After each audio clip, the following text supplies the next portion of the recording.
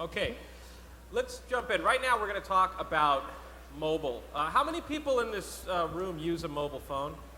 I'm kidding, of course. All right, well, we often hear about this as the second screen experience, especially in the social TV game. But I think today's folks up here on stage are going to argue that this is the first screen, and I would happen to agree. It's actually where I begin every journey. So why don't we just take 2 seconds?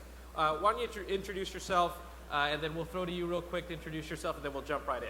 Sure, I'm Patrick Albano. I lead the mobile, social, and innovation team at Yahoo. Alex Mozed, founder and CEO of Applico. All right. So Patrick, you're coming at this from a different side, more publishing, more media. You deal with a lot of brands. You too deal with a lot of brands, but you're coming from a very different perspective. And I have some different questions for both of you, but I actually think you're going to complement one another. So I'm going to just dive in, all right? So we're hearing a lot about how important mobile is in terms of engagement, in terms of marketing. But I like to think of the customer as this journey, right? And mobile, I think, plays a real important role in discovery, in decision-making. We hear responsive design. We hear about mobile-first design. All right, so let me start with you, Alex. What does that even mean? I think what that means at a very high level and overall is that mobile is a new set of technologies. It's software, it's hardware. These things are converging together. And that means that if you're a brand, you need to start to rethink how you are approaching mobile and how you are approaching capturing those changing behaviors of your consumers as a result of what these technologies are doing in that kind of behavior workflow through these technologies. All right, so real quick before I go to you, Patrick, why don't you just take a second to explain what Applico does? Because I want people to understand sort of the approach that you take to this discussion. So what Applico's mission is to help traditional businesses modernize their existing legacy business model and infrastructure. And you do that by building mobile and connected technology platforms on top of that infrastructure, and then setting up an environment, a structure, processes, and a culture to help that platform grow and evolve and flourish. Right, thank you. So Patrick, what's your take on the whole responsive and mobile-first movement? Well, so everyone uses their mobile phone. Has anyone ever wanted to go to a website and reached a site that wasn't mobile optimized? And yeah, right here.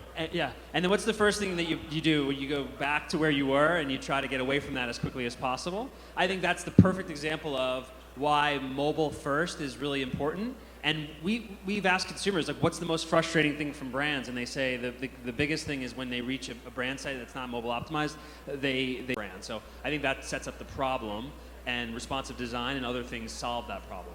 Yeah.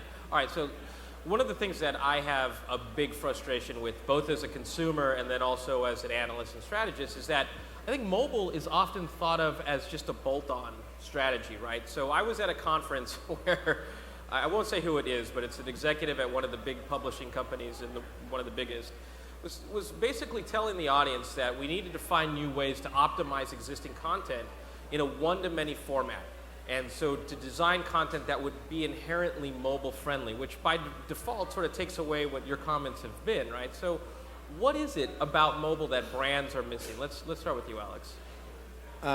It could result in you saying my business model is irrelevant or maybe. But I think it's about looking at how that behavior change is going to correlate with what your business model is today and where it's going to go in the future. And as you start to think about how people, whether it's consumers or even internally in the enterprise, about how people are going to start to behave differently when they're using these technologies, maybe there's a big contradiction with how you do business today. Then if you're a leader of one of these publishing companies, that should set off some pretty big red flags in your mind. But maybe you're not. Maybe you're in an industry that's a little bit more insulated from it. And those behavior changes, although relevant and opportunistic, aren't going to have you alter everything that you're doing. So I think a lot of it depends upon the environment that you're in and your target market and how you interact with whoever your clients are. Patrick, what do you see? I mean, you're working with a lot of brands. I mean, what are they missing in terms of the mobile opportunity? So we've within my team internally, we've banned the word extension, and I think that's a symbolic way to change your thinking from let's take what we do on PC and extend it to mobile, because that doesn't force you to think about the difference in consumer behavior. I think what brands, the biggest opportunity for brands is to figure out how they can provide value to consumers in mobile, and it's talked about a lot, but I don't think a lot of brands are doing it. Can you provide interesting content to a consumer in mobile? Can you provide some kind of coupon or benefit to an ad? I think that's even more important in mobile than it is on any other medium because it's such a personal device and you've got to have that value exchange. All right, so look, my next question is going to be around this whole idea of, in order for this to get serious, someone's got to own it, right? I mean, how many people in this room have needed to get an update to your website and had it done within 18 months? Oh, there's a couple. Okay, great. Fantastic. 24 months. But you own your own website, so I know who you are. So that doesn't count. That doesn't count. All right, so sorry for the theatrics, but this next question is a very physical one. So I think about the smartphone, I think about tablet, I just think about the mobile experience, right? We pinch and zoom and we swipe. I don't normally do it with such flair, but I just wanted to make an emphatic point. And the only time that we seem to pinch and zoom today for the mobile experience is so that we can blow up that button to click with the nub of our finger. That is not a native experience to me, right? So when we're thinking about mobile first design, or we're thinking about just a mobile experience, doesn't that take a fresh approach? I mean, doesn't that take sort of an understanding from someone within the organization to say, hey guys, I think our experience sucks today. So what do we do about that, and who owns it? So let's start with you. What do you see in terms of... The first thing you should do is hire Alex's company to help you. That's plug. Okay, done. Next Noted. question. That's from Yahoo. Everyone pay attention.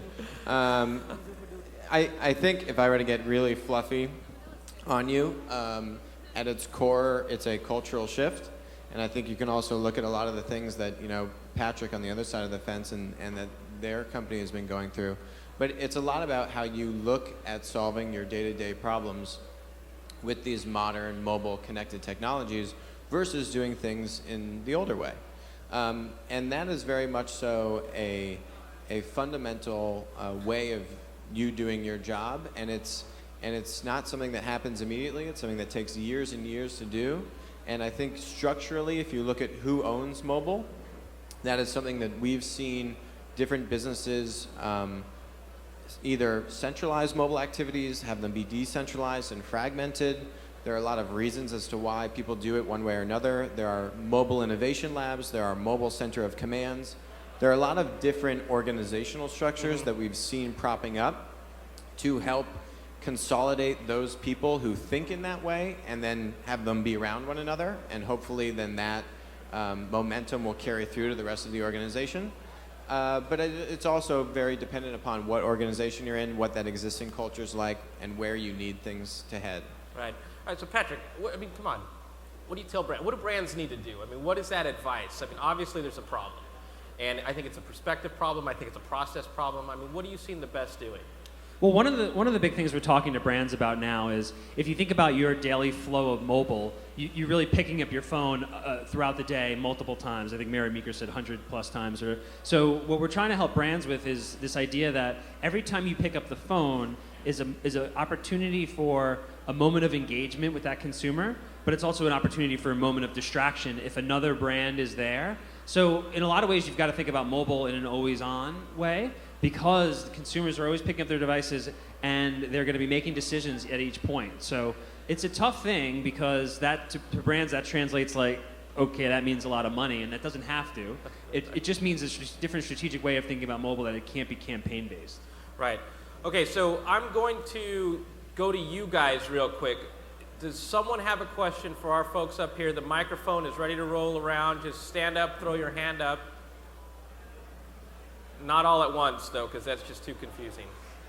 All right. One in the back. Over there, back there. Wow, see, you're making him work. There go all the calories from lunch. Okay, let's fire away. So which business unit owns mobile now? You discussed that it's kind of all over the place. So who's making the decisions? Which business? Is it financial? Is it marketing? Is it digital? Who's making the decision? All right, so Patrick, why don't we start with you? Alex, weigh in on this as well.